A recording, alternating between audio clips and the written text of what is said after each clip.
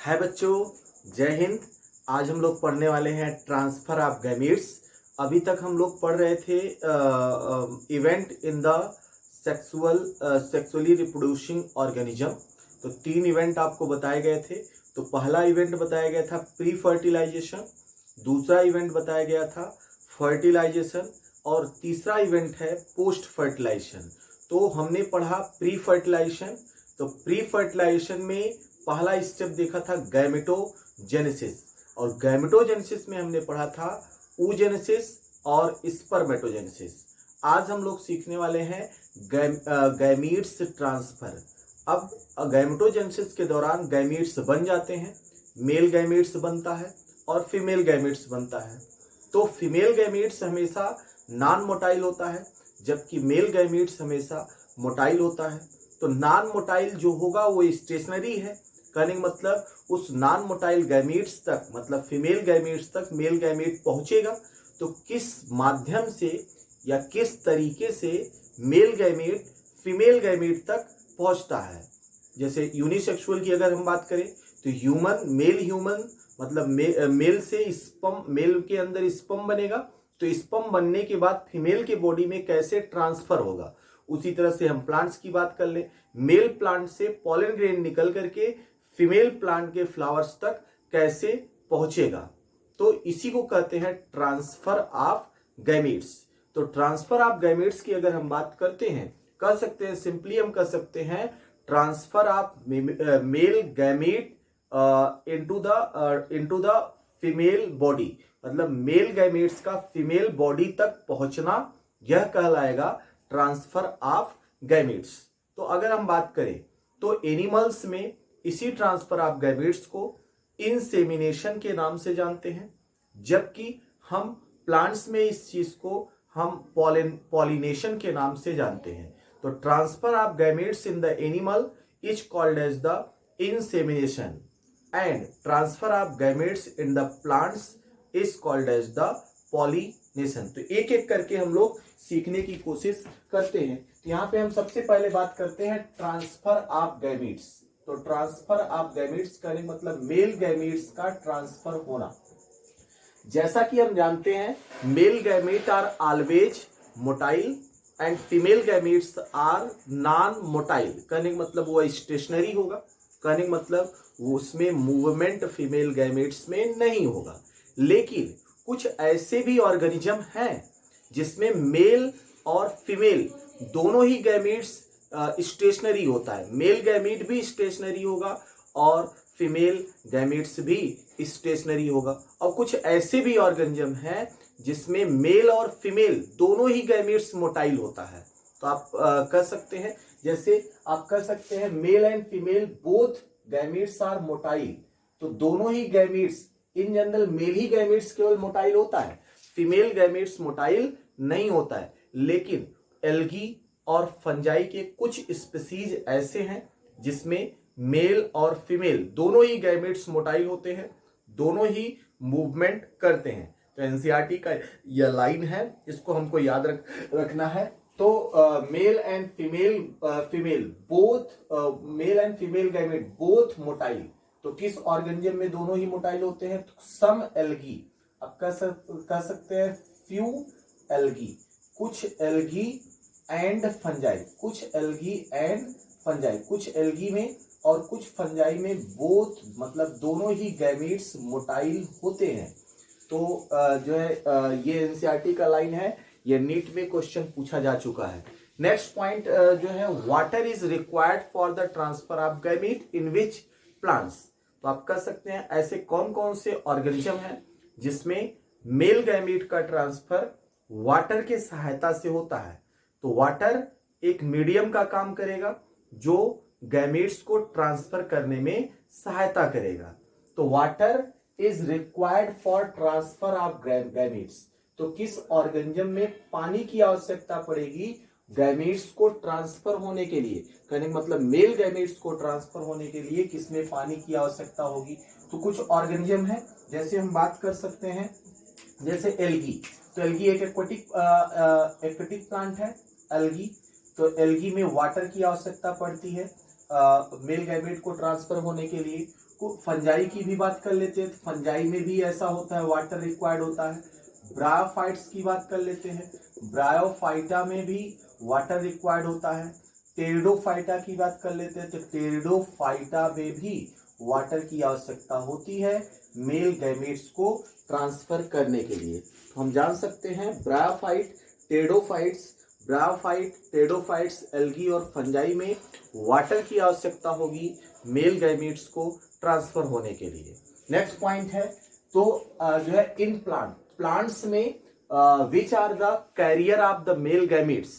जैसे अगर हम हायर प्लांट की बात करते हैं तो जो है हायर प्लांट में पॉलन ग्रेन बनता है और उसी पॉलन ग्रेन के अंदर गैमेट्स होते हैं जिसको हम मेल न्यूक्लियाई के नाम से जानते हैं। तो प्लांट्स में मेल गैमेट का कैरियर कौन होता है, एनसीईआरटी ने यह लिखा है और एग्जाम में यह क्वेश्चन पूछा भी है। तो in plant carrier of male gamete, मतलब मेल गैमेट्स को कैरी करने का काम कौन करता है। In plant carrier of male gametes is the, तो मेल गैमेट्स को कैरी करने का काम करेगा पॉलन ग्रेन। तो pollen grain carry the male gametes in the plant. जैसे मान लेते हैं ये पॉलन ग्रेन है, तो this is the pollen grain, तो इसको हम कहते हैं ये पॉलन ग्रेन है, पॉलन ग्रेन। और इसी पॉलन ग्रेन के अंदर जो है गैमेट्स होते हैं, है ना। तो इस पॉलन ग्रेन में आगे चल करके आप पढ़ेंगे तो जो है जनरेटिव सेल होता है और वेजिटेटिव सेल होता है।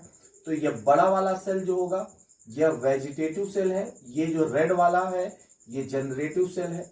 तो इस जनरेटिव सेल का न्यूक्लियस मेल गैमेट्स बनाता है। तो इस तरह से हम कह सकते हैं प्लांट्स में मेल गैमेट्स को कौन कैरी करता है, पॉलन ग्रेन। उसी तरह से अगर हम बात करते हैं इन प्लांट्स में फीमेल गैमेट्स का कैरियर कौन होता है, प्लांट में फीमेल गैमेट्स को कौन कैरी करता है। तो हम कह सकते हैं प्लांट्स में फीमेल गैमेट को कैरी करता है, आप कह सकते हैं ओव्यूल। तो ovule is the carrier of female gamete. तो ओव्यूल के अंदर ही फीमेल गैमेट होता है। तो ओव्यूल के अंदर एम्ब्रियो सैक होगा, एम्ब्रियो सैक, और इसी एम्ब्रियो सैक में एग सेल होगा, एग सेल। तो इस तरह से आप कह सकते हैं कि carrier of female gametes is the ovule, या हम कह सकते हैं एम्ब्रियो सैक, और एग सेल को ही हम क्या करते हैं, फीमेल गैमेट। तो इस तरह से हम लोग, ये कुछ स्पेसिफिक क्वेश्चन है जो एनसीईआरटी में दिए गए हैं और ये तीनों चारों क्वेश्चन एग्जाम में आ चुके हैं। अब हम बात करते हैं ट्रांसफर ऑफ गैमेट। तो अगर हम एनिमल्स में बात करें तो एनिमल्स में ट्रांसफर ऑफ गैमेट्स को हम कहते हैं इंसेमिनेशन, इंसेमिनेशन। तो transfer of gametes in the animal. तो एनिमल्स में अगर हम गैमेट्स के ट्रांसफर की बात करेंगे तो एनिमल्स में गैमेट्स के ट्रांसफर को हम इंसेमिनेशन के नाम से जानते हैं। तो बात आती है व्हाट इज द इंसेमिनेशन। तो सिंपली आप कह सकते हैं मेल बॉडी से स्पर्म का फीमेल बॉडी तक जाना, मेल बॉडी से स्पर्म का निकल करके फीमेल बॉडी तक पहुंचना, ये कहलाता है इंसेमिनेशन। तो सिंपली हम कह सकते हैं पेनिस के द्वारा स्पर्म को वजाइना में फीमेल के वजाइना तक पहुंचाना, ये कहलाएगा इंसेमिनेशन। तो हम कह सकते हैं डिपोजिशन ऑफ द स्पर्म, है ना, deposition of sperm into female genital tract. तो deposition of sperm into female genital tract, this is called as the insemination, या transfer of sperm in the vagina through the penis, this is called as the insemination. तो insemination term हम use करते हैं animals के लिए। तो इसके about हम लोग पढ़ेंगे आगे चल करके तीसरे चैप्टर में। इंसेमिनेशन क्या है, इजैकुलेशन क्या है, तो सीमेन क्या है, तो इन सब के बारे में हम आगे चल करके पढ़ने वाले हैं। अच्छा, अगर हम इसी बात को प्लांट्स में बात करें तो प्लांट्स में जो है मेल गैमेट्स के ट्रांसफर को क्या कहते हैं, तो transfer of male gametes in the plant is called, क्या कहलाएगा, this is called as the pollination. तो प्लांट्स में मेल गैमीट्स के ट्रांसफर को हम पॉलिनेशन कहते हैं। अब बात आती है पॉलिनेशन क्या है, तो सिंपली हम कह सकते हैं transfer of pollen grain, transfer है ना, ट्रांसफर ऑफ पॉलन ग्रेन। तो transfer of pollen grain, pollen grain जो है मेल गैमीट, तो transfer of pollen grain from from from anther to stigma, from anther to stigma. तो anther से stigma पर pollen grain का ट्रांसफर होना ये कहलाता है पॉलिनेशन। तो एंथर यह मेल पार्ट है, मेल रिप्रोडक्टिव सिस्टम का पार्ट है, और स्टिग्मा यह फीमेल रिप्रोडक्टिव सिस्टम का पार्ट है।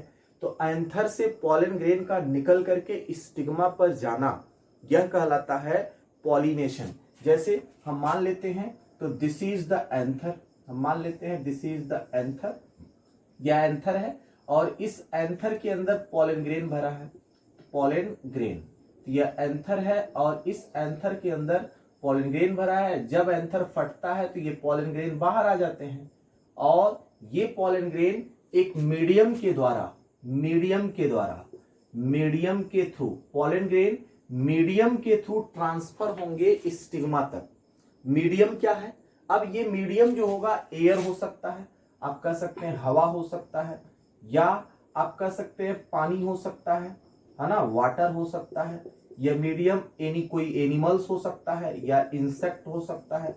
तो तरह तरह के मीडियम हो सकते हैं। तो पॉलन ग्रेन का एंथर से निकल करके स्टिग्मा पर जाना, तो ये स्टिग्मा हो गया, दिस इज द स्टिग्मा।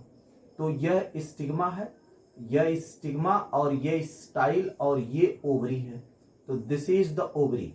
तो इसी को हम स्टिग्मा कहते हैं, this is called as the stigma. तो कहने का मतलब, तो इस मेल गैमीट का इस स्टिग्मा तक पहुंचना, कहने का मतलब पॉलन ग्रेन का स्टिग्मा तक पहुंचना, यह कहलाएगा पॉलिनेशन। तो पॉलिनेशन की अगर हम बात करते हैं, पॉलिनेशन इन जनरल दो तरह के होते हैं, एक होता है सेल्फ पॉलिनेशन और दूसरा होता है क्रॉस पॉलिनेशन।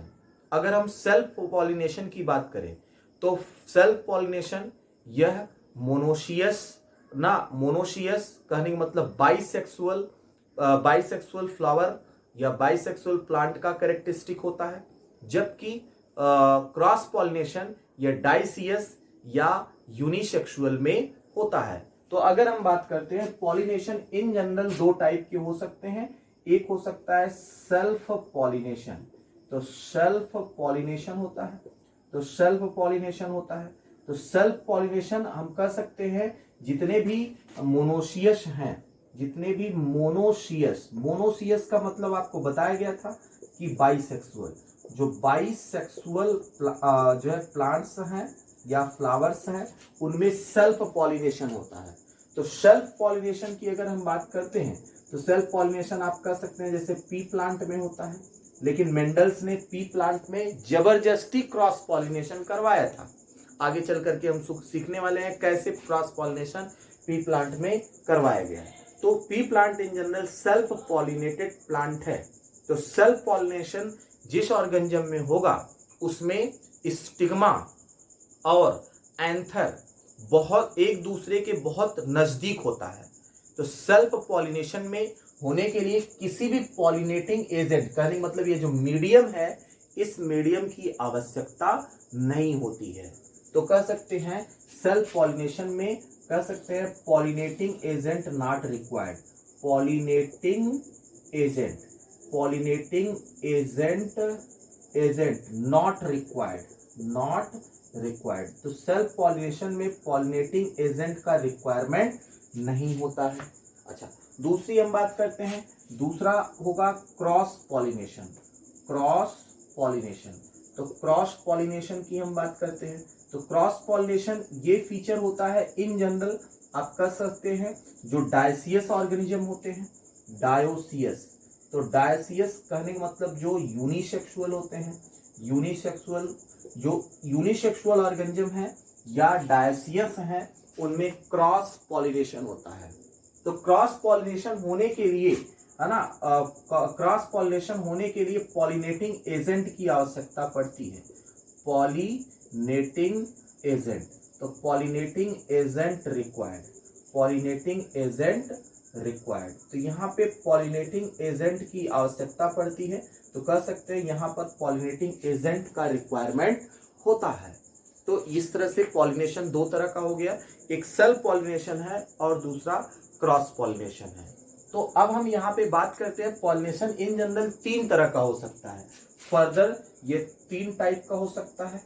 एक होता है बेटा, एक होता है ऑटोगैमी, एक होगा ऑटोगैमी, और दूसरा होता है जिटनोगैमी, जिटोनोगैमी, जिटनोगैमी, और तीसरा होता है जीनोगैमी, जीनोगैमी।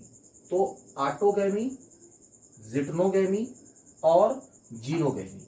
तो ऑटोगैमी, जिटनोगैमी और जीनोगैमी ये इन जनरल तीन तरह के होते हैं। सेकेंड चैप्टर में आपको इसके बारे में पूरा डिटेल पढ़ाया जाएगा। ऑटोगैमी क्या है, जिटनोगैमी क्या है और जीनोगैमी क्या है। तो ऑटोगैमी की अगर हम बात करें तो ऑटोगैमी इन जनरल ये सेल्फ पॉलिनेशन होता है। तो these are called as the self pollination. तो ऑटोगैमी ये सेल्फ पॉलिनेशन होता है। लेकिन अगर हम बात करते हैं इस जिटनोगैमी की, तो जिटनोगैमी यह सेल्फ पॉलिनेशन और क्रॉस पॉलिनेशन दोनों हो सकता है। तो अगर हम जीन के अकॉर्डिंग देखें, जेनेटिक कंस्टिट्यूएंट के अकॉर्डिंग देखें, तो यह सेल्फ पॉलिनेशन होगा। लेकिन अगर हम इसको इकोलॉजिकली देखें तो यह क्रॉस पॉलिनेशन होता है। तो आप कह सकते हैं यदि आप जेनेटिकली देखेंगे, तो जेनेटिकली जिटनोगैमी जेनेटिकली यह सेल्फ पॉलिनेशन होता है, सेल्फ पॉलिनेशन होता है। लेकिन इकोलॉजिकली अगर हम बात करें तो यह एक क्रॉस पॉलिनेशन होता है। तो जिटनोगैमी इज ए क्रॉस पॉलिनेशन ना ecologically, but genetically this is the self pollination. उसी तरह से हम जीनोगैमी की बात कर ले तो जीनोगैमी यह पूरी तरह से क्रॉस पॉलिनेशन होता है। These are called as the cross pollination. तो पॉलिनेशन के अबाउट जो भी जो है चर्चा करना है हम लोगों को सेकेंड चैप्टर में करना है। तो हम लोग समझ लेते हैं ऑटोगैमी, जिटनोगैमी और जीनोगैमी होता क्या है एक्चुअल में। सिंपली आप कह सकते हैं ऑटोगैमी, जिटनोगैमी और जीनोगैमी, इन तीनों का मतलब पहले हम समझते हैं। जैसे मान लेते हैं ये कोई प्लांट्स है, तो दिस इज ए प्लांट, ये प्लांट है और इस प्लांट का ये फ्लावर है, दिस इज द फ्लावर। तो ये प्लांट्स है कोई और इस प्लांट का ये फ्लावर है। तो जब इस फ्लावर का पॉलन ग्रेन निकल करके इसी के स्टिग्मा पर बैठ जाए, कहने मतलब पॉलिनेशन ना जब एक ही फ्लावर में हो, मतलब इसी फ्लावर का पॉलन ग्रेन भी हो और इसी फ्लावर का स्टिग्मा भी हो, तो कह सकते हैं ऑटोगैमी। तो कह सकते हैं ट्रांसफर ऑफ पॉलन ग्रेन या पॉलिनेशन अकर्स जब पॉलिनेशन सेम फ्लावर और सेम प्लांट और सेम स्पीसीज के बीच हो। कहने का मतलब यहाँ पे तीनों चीजें सेम दिखाई दे रही है। तो transfer of male gamete from anther to stigma of same flower of same plant of same species, this is called as the autogamy. तो इसको हम नाम देते हैं autogamy, this is called as the autogamy. लेकिन अगर हम बात करते हैं इसी प्लांट का ये दूसरा फ्लावर है, इस प्लांट का ये दूसरा फ्लावर है, तो कहने का मतलब जो है इस फ्लावर का पॉलन ग्रेन अगर निकल करके उसी प्लांट के दूसरे फ्लावर पर बैठता है तो इसी को हम कहते हैं geitonogamy, geitonogamy, this is called as the geitonogamy. तो जिटनोगैमी ये अब जरा देखिए, जेनेटिकली प्लांट तो सेम है तो जीन भी सेम है, जो जीन इस फ्लावर का है वही जीन इस फ्लावर का भी है, जो जीन इस फ्लावर का है वही जीन इस फ्लावर का भी है, ये जेनेटिकली तो सेम है, कहने का मतलब सेल्फ पॉलिनेशन है। लेकिन यहाँ पे दो अलग अलग फ्लावर भाग ले रहे हैं, कहने का मतलब इकोलॉजिकली यह क्रॉस हो रहा है। तो आप कह सकते हैं जो है आप कह सकते हैं जिटनोगैमी को डिफाइन कर सकते हैं पॉलिनेशन बिटवीन या transfer of pollen grain from, है ना, anther to stigma of different flower of same plant of same species. यहाँ पे केवल फ्लावर डिफरेंट है, प्लांट और स्पीसीज दोनों ही सेम है। अच्छा, तीसरी बात हम कर लेते हैं। तो ये दूसरा कोई प्लांट है और इस प्लांट का ये फ्लावर है, तो दिस इज फ्लावर। जैसे मान लेते हैं ये स्पीसीज ए है और ये भी स्पीसीज ए है। स्पीसीज ए कहने का मतलब ये गेहूं का पौधा है और ये भी गेहूं का पौधा है ना। ये कल्याण सोना है और ये भी कल्याण सोना है। तो जब इस गेहूं के पौधे के इस फ्लावर से पॉलन ग्रेन निकल करके गेहूं के पौधे के दूसरे प्लांट के दूसरे फ्लावर पर बैठ जाए तो इसको हम कहते हैं जीनोगैमी। इसका पॉलन ग्रेन निकल करके इस प्लांट के इस फ्लावर पर बैठना ये कहलाएगा geitonogamy. This is called as the geitonogamy. तो हम इसको डिफाइन कर सकते हैं, transfer of pollen grain from anther to stigma of different flower अलग अलग ऑफ डिफरेंट प्लांट, दो अलग अलग plant but same species, this is called as the geitonogamy. Pollination में हम लोग इतना सीखते हैं, इसका पूरा डिटेल हम लोग सीखेंगे सेकेंड चैप्टर में। तो अब जो है इसके बाद हम लोग सीखते हैं दूसरा स्टेप। तो हमने पूरा प्री फर्टिलाइजेशन स्टेप पढ़ लिया, है ना। अब दूसरा स्टेप है फर्टिलाइजेशन। तो हम लोग बात करते हैं फर्टिलाइजेशन की। तो फर्टिलाइजेशन दूसरा स्टेप है फर्टिलाइजेशन। तो फर्टिलाइजेशन की अगर हम बात करें तो फर्टिलाइजेशन का दूसरा नाम होता है बाबू सिनगैमी। फर्टिलाइजेशन को हम सिनगैमी के नाम से जानते हैं। तो हमारा नेक्स्ट टॉपिक है फर्टिलाइजेशन। तो फर्टिलाइजेशन की अगर हम बात करते हैं, फर्टिलाइजेशन को हम सिनगैमी के नाम से जानते हैं, सिनगैमी। तो fertilization is also called as the syngamy. और ऑलरेडी आपको बताया जा चुका है कि सिनगैमी दो तरह का हो सकता है, एक होता है एक्सोगैमी और दूसरा होता है इंडोगैमी। तो दूसरा होगा एंडोगैमी। कहने मतलब फर्टिलाइजेशन भी दो तरह का होगा, एक होगा एक्सटर्नल फर्टिलाइजेशन और दूसरा होगा इंटरनल फर्टिलाइजेशन। तो फर्टिलाइजेशन भी दो तरह का है, एक एक्सटर्नल फर्टिलाइजेशन है और दूसरा इंटरनल फर्टिलाइजेशन है। तो हम सिंपली कह सकते हैं स्पर्म और ओवम का मिलन, स्पर्म और ओवम का संयुग्मन, ये कहलाता है फर्टिलाइजेशन। फर्टिलाइजेशन का मतलब ही होता है, फर्टिलाइजेशन का मतलब होगा मिलन, दो चीजों का मिलना, तो यह कहलाएगा फर्टिलाइजेशन। तो आप कह सकते हैं fusion of two opposite gametes, fusion of male and female gametes is called as the fertilization. तो हम बात कर सकते हैं फ्यूजन ऑफ स्पर्म मतलब मेल गैमीट एंड ओवम मतलब फीमेल गैमीट। स्पर्म और ओवम का फ्यूज होना ये कहलाता है फर्टिलाइजेशन। तो फर्टिलाइजेशन ये प्लांट्स में भी होता है और एनिमल्स में भी होता है। तो अगर हम बात करते हैं, जैसे मान लेते हैं जो है ये स्पर्म है, तो दिस इज द स्पर्म, ये स्पर्म है और ये है ovum, this is called as the ovum. तो स्पर्म और ओवम, ये स्पर्म का न्यूक्लियस है और ये ओवम का न्यूक्लियस है। तो इस तरह से दोनों जब आपस में फ्यूज करेंगे तो एक तीसरा स्ट्रक्चर बन जाएगा, एक तीसरा स्ट्रक्चर बनेगा जिसको हम नाम देते हैं zygote, this is called as the zygote. तो इस तीसरे स्ट्रक्चर को हम कहते हैं जाइगोट। बाद में यही जाइगोट डेवलप होता है और इसी जाइगोट बनने के बाद ही, है ना, पोस्ट फर्टिलाइजेशन स्टेप स्टार्ट हो जाता है। कहने का मतलब ये जो जाइगोट होता है ये दो जनरेशन को इंटरलिंक करता है, ये दो जनरेशन का वाइटल लिंक होता है। तो आगे चल करके हम इस जाइगोट के बारे में पढ़ेंगे। तो इस तरह से अगर हम बात करें, ये स्पर्म, यन कंडीशन में है, या ओवम भी यन कंडीशन में है, लेकिन ये जो जाइगोट होगा ये 2n कंडीशन में होगा। यहाँ पे जरा देखिए, इसी स्टेप को हम नाम देते हैं फर्टिलाइजेशन। तो this is called as the fertilization. इसी स्टेप को हम फर्टिलाइजेशन नाम देते हैं। तो स्पर्म यन है, ओवम यन है, तो दोनों फ्यूज कर गए तो जाइगोट बन गया। तो 2n मिल गया, यन और यन मतलब 2n हो जाएगा। तो यह जाइगोट की प्लाइडी 2n होगी। तो 23 क्रोमोसोम इसमें है, 23 क्रोमोसोम इसमें है, तो दोनों 23 क्रोमोसोम वाला सेल फ्यूज किया, एक 46 क्रोमोसोम्स का स्ट्रक्चर बन गया। तो these step is called as the fertilization. तो फर्टिलाइजेशन ये प्लांट और एनिमल्स दोनों में होता है। तो प्लांट्स में फर्टिलाइजेशन के लिए वाटर की आवश्यकता पड़ती है।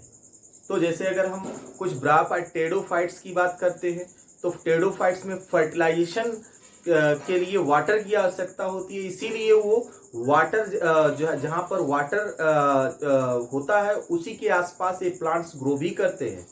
तो एल्गी में, ब्रायोफाइटा में और टेरिडोफाइटा में ये ऐसे प्लांट है जिसमें फर्टिलाइजेशन होने के लिए पानी की आवश्यकता होती है।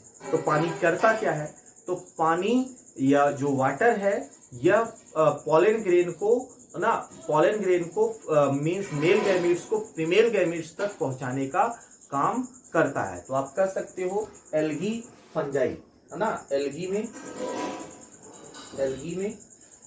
फंजाई में, एल्गी में, ब्रायोफाइटा में और टेरिडोफाइटा में वाटर इज रिक्वायर्ड।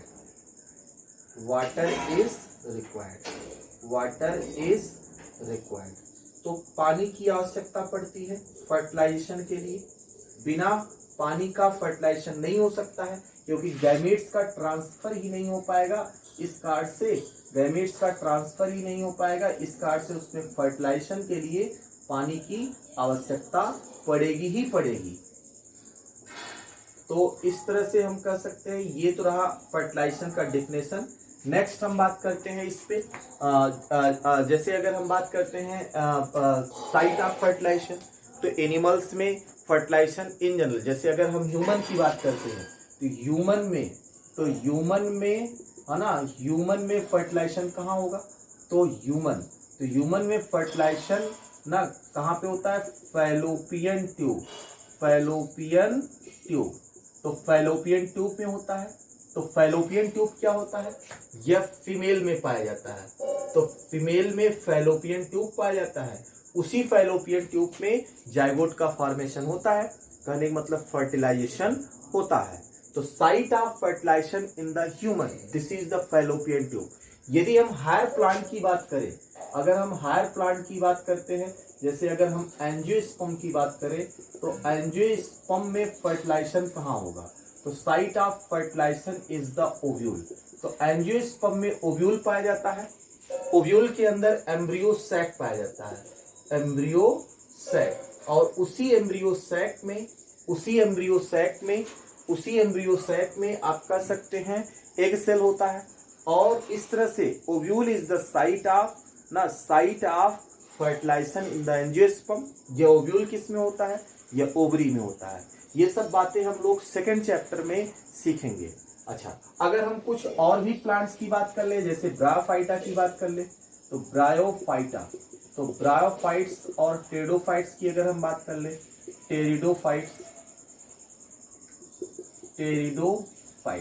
ब्रायोफाइट्स और टेरिडोफाइट्स की बात कर ले, तो ब्रायोफाइट्स और टेरिडोफाइट्स में ये फर्टिलाइजेशन कहाँ पे होगा, तो यह आर्चिगोनियम के वेंटर में होता है। तो वेंटर ऑफ आर्चिगोनियम, तो वेंटर ऑफ आर्चिगोनियम में होता है। तो आगे चल करके आप जो है आप 11th क्लास में पढ़े भी होंगे, ब्रायोफाइटा और टेरिडोफाइटा, उसमें आर्चिगोनियम फीमेल सेक्स ऑर्गन जो होता है लोअर प्लांट्स में, वो आर्चिगोनियम होता है। आर्चिगोनियम में वेंटर होता है और उसी वेंटर के अंदर फर्टिलाइजेशन होता है। दिस इज द वेंटर, ये आर्चिगोनियम होता है। तो आर्चिगोनियम फ्लास्क शेप होता है। तो जो है ये आर्चिगोनियम है और आर्चिगोनियम फ्लास्क शेप होता है। और इस तरह से ये वाला जो फ्लास्क लाइक स्ट्रक्चर है इसी को हम कहते हैं वेंटर, और इसी वेंटर में एग सेल होता है। तो इस तरह से बाहर से पॉलन ग्रेन आता है और इस वेंटर में फर्टिलाइजेशन हो जाता है। जहां फर्टिलाइजेशन होगा वहीं पर जाइगोट भी बनेगा। अच्छा, हम बात करते हैं टाइप ऑफ फर्टिलाइजेशन। तो types of fertilization, site of fertilization, अलग अलग इंडिविजुअल में फर्टिलाइजेशन कहाँ होता है। साइट ऑफ फर्टिलाइजेशन, तो अलग अलग ऑर्गेनिज्म में फर्टिलाइजेशन किस जगह पे होता है। तो अलग अलग इंडिविजुअल में फर्टिलाइजेशन अलग अलग जगह पर देखने को मिल सकता है। जैसे अगर हम बात करते हैं ह्यूमन, तो ह्यूमन में फर्टिलाइजेशन फैलोपियन ट्यूब में होता है। हम स्पंज की बात करें तो स्पंज में मेसेनकाइमा में होता है। हम हाइड्रा की बात करें, हाइड्रा में मीजोग्लिया में होता है। तो जैसे अगर ह्यूमन की बात करें तो ह्यूमन में फर्टिलाइजेशन होगा फैलोपियन ट्यूब, फैलोपियन ट्यूब के अंदर फर्टिलाइजेशन होगा। हम स्पंजेज की बात कर लें तो स्पंजेज में फर्टिलाइजेशन मेसेनकाइमा में होता है, मेसेनकाइमा में होता है। और यदि हम हाइड्रा की बात कर लें, हाइड्रा की बात कर ले तो हाइड्रा में फर्टिलाइजेशन मीजोग्लिया में होता है। हम टेपवर्म की बात कर ले तो टेपवर्म जिसको फीताकृमि या टीनिया सोलियम कहते हैं, तो इसमें फर्टिलाइजेशन ओविडक्ट में होता है, ओविडक्ट में होता है। एस्कैरिस की बात कर ले तो एस्कैरिस की अगर हम बात करें तो एस्कैरिस में फर्टिलाइजेशन, तो एस्कैरिस में अगर हम फर्टिलाइजेशन की बात करें तो ये कहाँ पे होगा, सेमाइनल रिसेप्टिकल्स में होगा। तो एस्कैरिस में फर्टिलाइजेशन सेमाइनल रिसेप्टिकल्स में होगा, सेमाइनल रिसेप्टिकल्स में होगा। यदि हम अर्थवर्म की बात कर ले, अर्थवर्म की बात कर ले तो अर्थवर्म में फर्टिलाइजेशन कोकून के अंदर होता है। तो कोकून, अर्थवर्म में कोकून बनता है, कोकून। तो अर्थवर्म या केचुए की जो बॉडी होती है तो उसमें क्लाइटेलम होता है और उसी क्लाइटेलम में कोकून बनता है, उसी कोकून के अंदर फर्टिलाइजेशन होता है। तो अर्थवर्म में फर्टिलाइजेशन कोकून के अंदर होता है। यदि हम फ्रॉग की बात कर ले, यदि हम फ्रॉग की बात करें, मेढक में, फ्रॉग में फर्टिलाइजेशन ये पॉन्ड में होता है, मतलब पानी के अंदर होता है, वाटर में होता है, मतलब एक्सटर्नल फर्टिलाइजेशन होता है। उसी तरह से और भी ऑर्गेनिज्म है जिसमें फर्टिलाइजेशन पानी के अंदर होता है। जैसे फिश की बात करें तो पानी के अंदर होता है, तो मछली में भी फिश वाटर में होगा। लेकिन यहाँ पर आप कह सकते हैं, यहाँ पर पानी के अंदर तो होगा लेकिन यहाँ पे एक्सटर्नल और इंटरनल फर्टिलाइजेशन की आगे हम बात करेंगे। जैसा कि आप एनिमल किंगडम में पढ़ के आए हो तो वहाँ पे आपको बताया भी गया है कि बूनी फिश में फर्टिलाइजेशन कैसा होता है और कार्टिलेजिनस फिश में कैसा होता है। तो एक में एक्सटर्नल फर्टिलाइजेशन होता है और एक में इंटरनल फर्टिलाइजेशन होता है। अच्छा, अब हम बात करते हैं टाइप्स ऑफ फर्टिलाइजेशन। तो फर्टिलाइजेशन इन जनरल दो तरह के होते हैं, एक होता है एक्सटर्नल फर्टिलाइजेशन और दूसरा होता है इंटरनल फर्टिलाइजेशन। तो हम लोग फर्टिलाइजेशन के टाइप्स पे बात करते हैं। तो एक्सटर्नल फर्टिलाइजेशन और दूसरा होगा इंटरनल फर्टिलाइजेशन। तो टाइप ऑफ फर्टिलाइजेशन,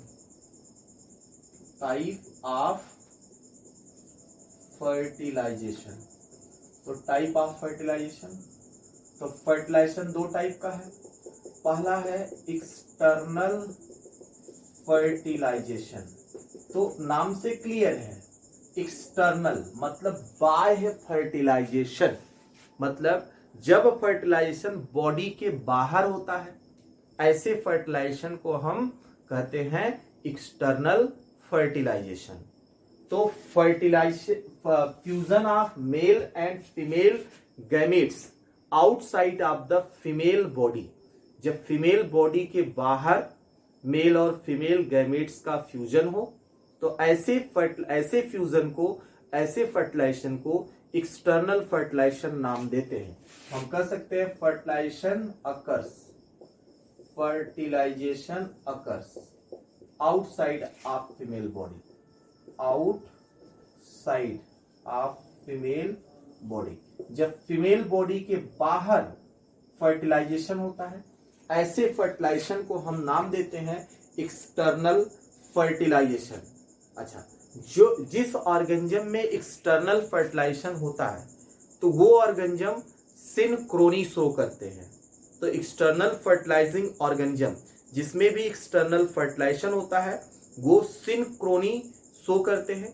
तो कहने का मतलब उसमें बहुत large number of spring produce होते हैं। तो आप कह सकते हैं organism exhibiting external fertilization, organism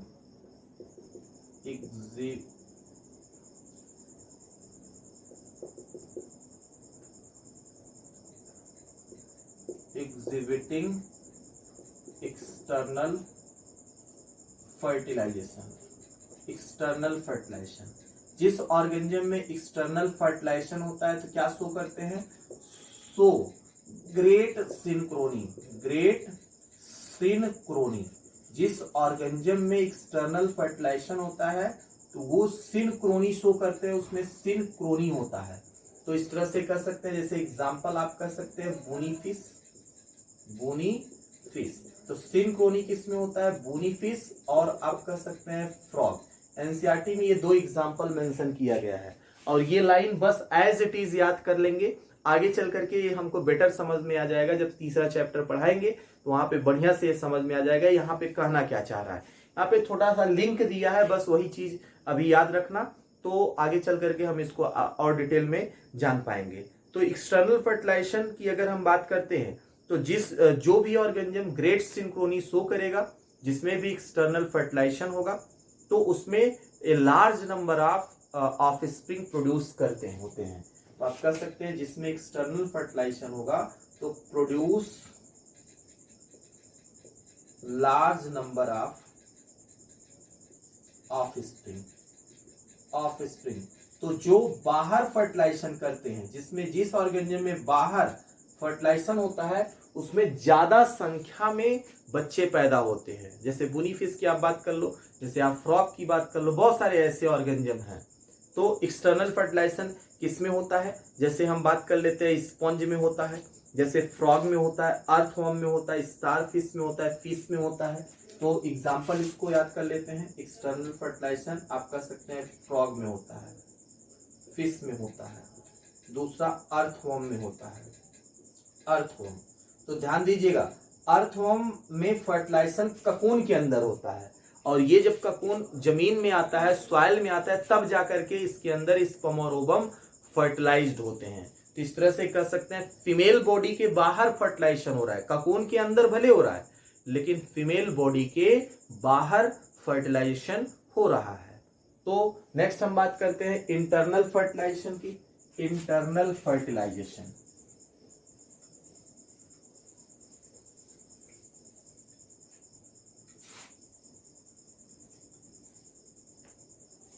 internal fertilization, internal fertilization. तो इंटरनल फर्टिलाइजेशन की हम बात करें तो सिंपल सी बात है, आप कह सकते हो fertilization occurs inside female body, inside female body. जब फर्टिलाइजेशन फीमेल बॉडी के अंदर होता है, ऐसे फर्टिलाइजेशन को हम कहते हैं इंटरनल फर्टिलाइजेशन। तो इंटर, जैसे ह्यूमन की बात कर ले तो ह्यूमन में इंटरनल फर्टिलाइजेशन हो रहा है। स्पर्म मेल से निकल करके फीमेल के वजाइना तक पहुंचा और वहां से फैलोपियन ट्यूब में पहुंचा और फैलोपियन ट्यूब कहाँ है, फीमेल बॉडी के अंदर है। तो इस तरह से इंटरनल फर्टिलाइजेशन हो गया। तो इंटरनल फर्टिलाइजेशन आप कह सकते हैं फीमेल बॉडी के अंदर होता है। जब फर्टिलाइजेशन फीमेल बॉडी के अंदर हो, ऐसे फर्टिलाइजेशन को हम नाम देते हैं इंटरनल फर्टिलाइजेशन। तो ध्यान दीजिएगा, अगर हम बात करते हैं इस इंटरनल फर्टिलाइजेशन की, तो इंटरनल फर्टिलाइजेशन जिस भी ऑर्गेनिज्म में होता है तो produce few number of offspring, few number of offspring।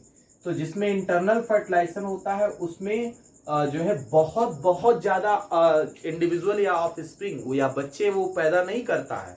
हाँ करता है, एक भी कर सकता है, 2 3 4 5 के संख्या में, 10 के संख्या में भी कर सकता है, लेकिन बहुत लार्ज नंबर में नहीं करता है, ये बात हम याद रखेंगे। तो अगर हम बात करते हैं इस इंटरनल फर्टिलाइजेशन की, तो ये होता किस में है, तो आप कह सकते हो जो है रेप्टाइल्स में होता है, बर्ड्स में होता है और मैमल्स में होता है। मैमल्स में होता है, प्लांट्स में आप कह सकते हो एंजियोस्पर्म्स में होता है, एंजियोस्पर्म्स में भी इंटरनल फर्टिलाइजेशन हो रहा है, ब्रायोफाइट्स में भी हो रहा है, टेडोफाइट्स में भी हो रहा है, ठीक, हर जगह पे इंटरनल फर्टिलाइजेशन हो रहा है। तो ये तो हमने सीख लिया एक्सटर्नल फर्टिलाइजेशन और इंटरनल फर्टिलाइजेशन। तो एक्सटर्नल फर्टिलाइजेशन और इंटरनल फर्टिलाइजेशन दो चीजें सीख लिया। तो अब यहीं पे हम सीखते हैं सेल्फ फर्टिलाइजेशन। सेल्फ फर्टिलाइजेशन, तो सेल्फ फर्टिलाइजेशन की अगर हम बात करते हैं तो सेल्फ फर्टिलाइजेशन क्या है, सिंपल सी बात है, सेल्फ पॉलिनेशन वाला जो कॉन्सेप्ट आपको बताया गया। तो सेल्फ फर्टिलाइजेशन की अगर हम बात करते हैं तो सेल्फ फर्टिलाइजेशन इन जनरल यह बाइसेक्सुअल ऑर्गेनिज्म में होता है, बाइसेक्सुअल ऑर्गेनिज्म में होता है। जो बाइसेक्सुअल ऑर्गेनिज्म होते हैं उसमें सेल्फ फर्टिलाइजेशन होता है। तो जब जैसे अगर हम बात करते हैं जिस ऑर्गेनिज्म का मेल गैमीट हो उसी ऑर्गेनिज्म का फीमेल गैमीट भी इन्वॉल्व हो अगर फर्टिलाइजेशन में, तो ऐसे फर्टिलाइजेशन को हम कहते हैं सेल्फ फर्टिलाइजेशन। तो आप कह सकते हो fusion of male and female gametes of same individual. तो कह सकते हैं fusion of male and female gametes of same individual, this is called as the जो है सेल्फ फर्टिलाइजेशन। ये कहलाएगा सेल्फ फर्टिलाइजेशन। जितने भी बाइसेक्सुअल ऑर्गेनिज्म है उसमें सेल्फ फर्टिलाइजेशन होता है। जैसे मान लेते हैं ये कोई इंडिविजुअल है, मान लेते हैं ये कोई इंडिविजुअल है, तो अगर इसका स्पर्म इसी के ओवम के साथ फर्टिलाइज कर जाए, ये कहला और फर्टिलाइज करके जाइगोट बनाए, तो ऐसे फर्टिलाइजेशन को हम कह रहे हैं सेल्फ फर्टिलाइजेशन। जितने भी बाइसेक्सुअल ऑर्गेनिज्म होंगे, ये बाइसेक्सुअल ऑर्गेनिज्म है क्योंकि मेल रिप्रोडक्टिव सिस्टम और फीमेल रिप्रोडक्टिव सिस्टम इसमें दोनों एक ही में है। तो ऐसे बाइसेक्सुअल ऑर्गेनिज्म या मोनोसियस ऑर्गेनिज्म में जो होंगे वो सेल्फ फर्टिलाइजेशन होंगे। तो इस तरह से ये हमने सीखा सेल्फ फर्टिलाइजेशन। तो self fertilization takes place in the all bisexual organism except, यहाँ पे एक्सेप्शन भी है, एक एक्सेप्शन है, जैसे अर्थवर्म। अर्थवर्म की अगर हम बात करते हैं, अर्थवर्म, तो अर्थवर्म ऐसा एकलौता ऑर्गेनिज्म है जिसमें सेल्फ फर्टिलाइजेशन नहीं होता है। ये बाइसेक्सुअल ऑर्गेनिज्म है जरूर, लेकिन इसमें सेल्फ फर्टिलाइजेशन नहीं होगा। तो इस अर्थवर्म में क्रॉस फर्टिलाइजेशन होता है। तो अर्थवर्म में क्रॉस फर्टिलाइजेशन होता है। तो याद रखेंगे अर्थवर्म में क्रॉस फर्टिलाइजेशन होता है। ऐसा क्यों होता है? क्योंकि अर्थवर्म में स्पर्म पहले डेवलप हो जाता है और ओवम बाद में जाकर के डेवलप होता है। कहने मतलब अर्थवर्म प्रोटेंडरी कंडीशन में होता है, मतलब अर्थवर्म में स्पर्म पहले डेवलप होता है और ओवम बाद में जाकर के डेवलप होता है, इसलिए अर्थवर्म में फर्टिलाइजेशन क्रॉस हो जाता है। तो क्रॉस फर्टिलाइजेशन होता है अर्थवर्म में। आगे अर्थवर्म वाले चैप्टर में आप सीखे होंगे 11th में। नेक्स्ट हम बात करते हैं क्रॉस फर्टिलाइजेशन। क्रॉस फर्टिलाइजेशन, तो क्रॉस फर्टिलाइजेशन की अगर हम बात करें तो क्रॉस फर्टिलाइजेशन क्या है, तो सिंपली हम कह सकते हैं ये क्रॉस फर्टिलाइजेशन यूनिसेक्सुअल ऑर्गेनिज्म में होता है, यूनिसेक्सुअल ऑर्गेनिज्म में होता है। तो cross fertilization takes place in the unisexual organism. जो यूनिसेक्सुअल होते हैं उसमें क्रॉस फर्टिलाइजेशन होता है। तो आप कह सकते हैं fusion of male and female gametes, fusion of male and female gamete of different individual. तो fusion of male and female gametes of अलग अलग इंडिविजुअल, दो अलग अलग इंडिविजुअल के मेल और फीमेल गैमीट्स का अगर फ्यूजन होता है तो हम कहते हैं उसको क्रॉस फर्टिलाइजेशन। और ये क्रॉस फर्टिलाइजेशन सारे यूनिसेक्सुअल ऑर्गेनिज्म में होता है। और साथ ही साथ अर्थवर्म भी याद आप रखेंगे, अर्थवर्म, तो अर्थवर्म में भी क्रॉस फर्टिलाइजेशन होता है। तो इस तरह से हमने सीखा फर्टिलाइजेशन के बारे में। इस फर्टिलाइजेशन का और डिटेल हम तीसरे चैप्टर में पढ़ने वाले हैं, ह्यूमन में किस तरह से फर्टिलाइजेशन होता है, क्या क्या स्टेप होता है। तो अब इसके बाद जो है हम लोग पढ़ने वाले हैं इसका last topic, post fertilization event. तो थैंक यू, टेक केयर, जय हिंद।